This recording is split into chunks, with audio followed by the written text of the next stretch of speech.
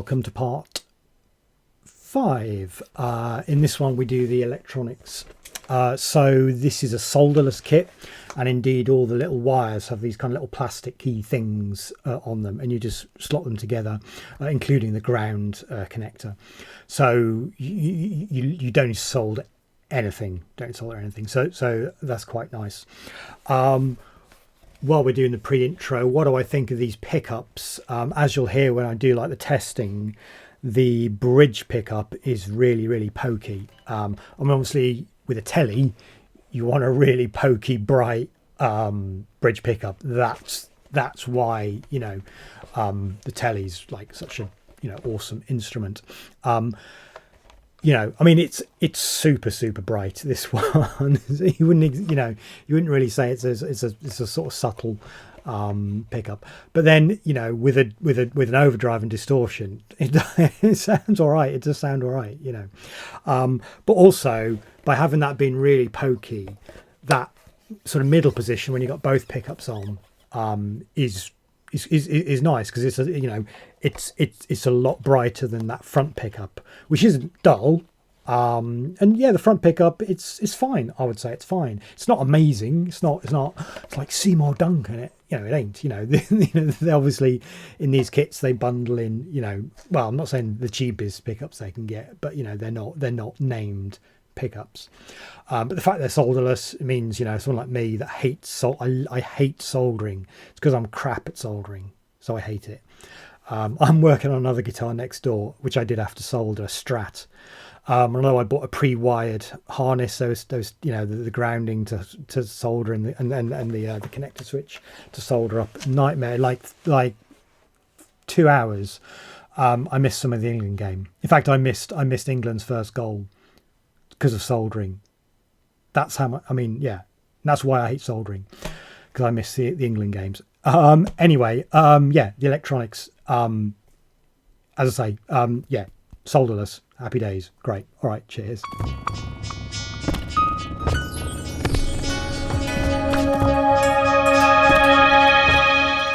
Okay, an update on the screw situation. Now, obviously, I've got these 4 little screws and these 2 screws, which originally I think in the same bag, and I mistook these for the tuning machine screws, but I think these 2 screws are for the control plate there, and these 4 little screws are for the input jack there, which kind of means there's no tuning machine screws at all. But that makes a bit more sense. So I've just taken, deattached the plate and the output nut from the main sort of input jack there, which is a bit fiddly. So I needed my tiny adjustable spanner. So let's set that nut aside, very important, and let's just install this there, and then we'll thread the input jack connector through there. Okay, that was easy. The metal's quite thin, so it'll easily just sort of mould to the shape of the body there, and I must be aware not to lose that, which will just screw on there. So we're getting very close to being finished. So it's literally just the electronics and the new machine,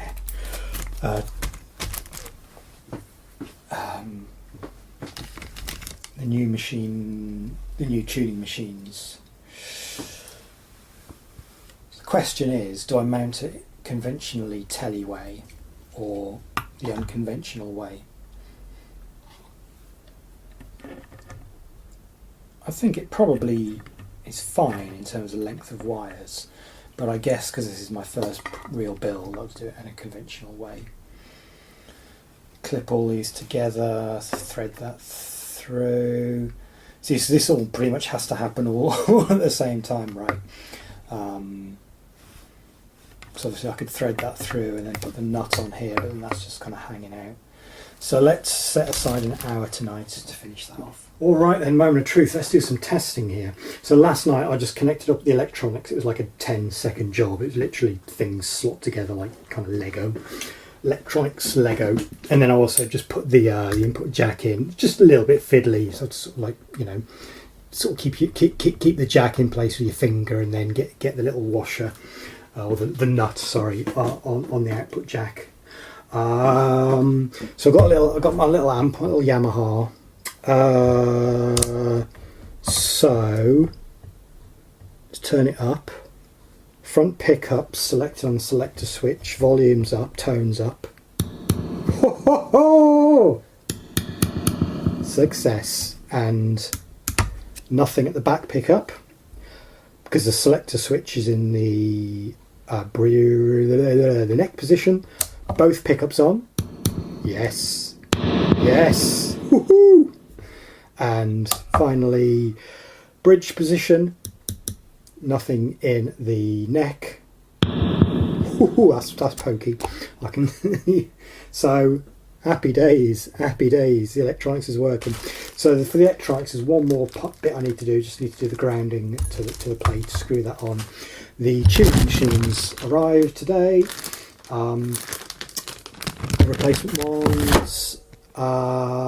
Man, we are so close to finishing. We are so close to finishing. Right. So we just want to this is the grounding wire, or at least that's my understanding. So we just need to. You can see it's stripped a little bit.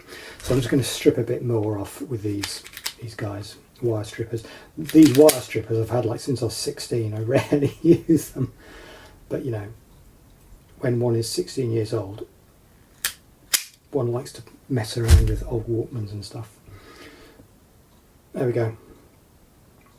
So that now the exposed wire there will just sit under the plate. I was going to say the brass plate. It's not brass. It's steel, some kind of steel, which will ground it. So the P base has a similar system going on, and then this other end just slots in to the electronics somewhere. It's there. There we go. Come on, Mark.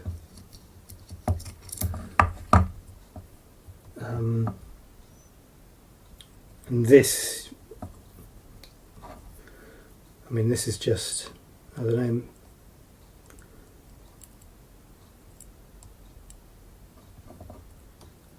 I don't know whether I need to heat shrink this on, or this is fiddly. Just like that. Yeah, there we go. Just like that. I'll either heat shrink that, or I'll find some insulation tape just so it doesn't short out if it hits any of the other metal there. That sounds like a sensible thing to do. So, I don't know whether you can see this. So that's where I've just taped up that connector. I just slotted together so it comes out of the tone pot, and then that's like the little connector. And then that comes back into the bits where the hole where the pickup wires come back into the rear cavity. You can't quite see it. You can just about see it. Obviously that's painted black. And then there's a little hole there, and then the wire comes up, and then it just sits there, so that'll be flush with the metal plate there. Yeah, great. So obviously I've got to be a bit careful that when I press the plate back down, the force of the pickup doesn't sort of move that. So bit of blue tack or something just to make sure that's nicely tucked out of the way.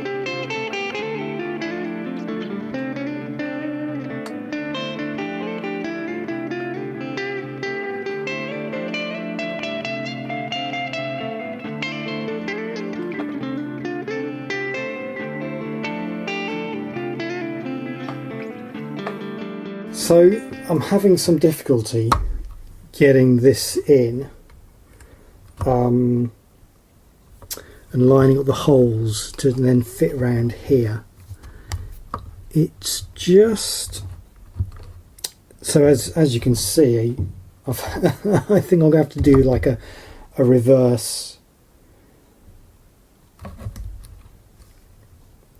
Yeah, it's annoying because actually, although I'm doing a reverse sort of control plate, that's still going to be the tone. I think generally when people do a reverse setup, they wire that as the volume, so it's volume tone selector. But I don't know whether it's just I've got too much electrics or it's just the routing. So obviously there is pre-drilled holes, but lining up the holes and then having this fit in, I don't know. Maybe just I don't know whether it's that bit of plastic. I don't know what to do. Maybe take the plastic up, fit this, and then get the plastic back on. Because I can cut the plastic. I can shave the plastic with a craft knife.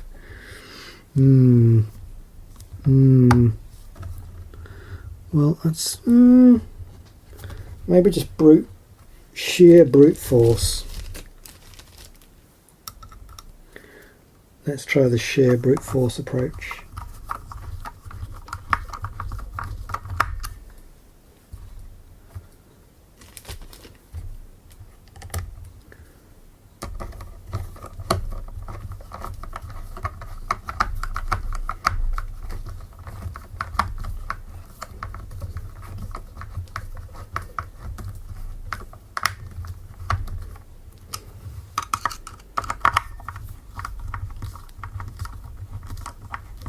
Well,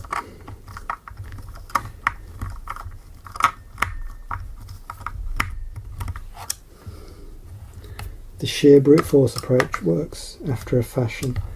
I still feel like there's a big hole there.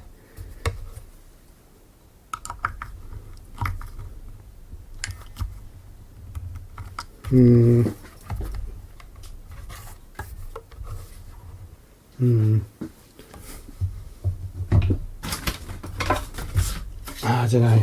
If you take just a scrap of paper, see, it's not both sides. It's not on tight, but it's on. So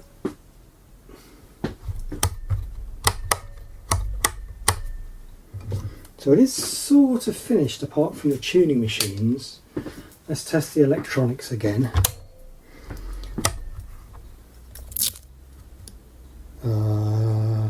Volume. Yeah.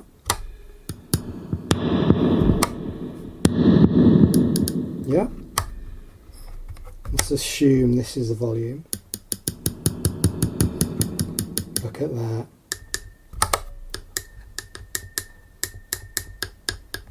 What's tone? That is pokey. That is really pokey.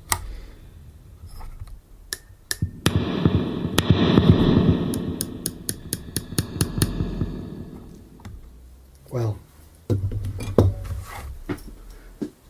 let's get those tuning machines on.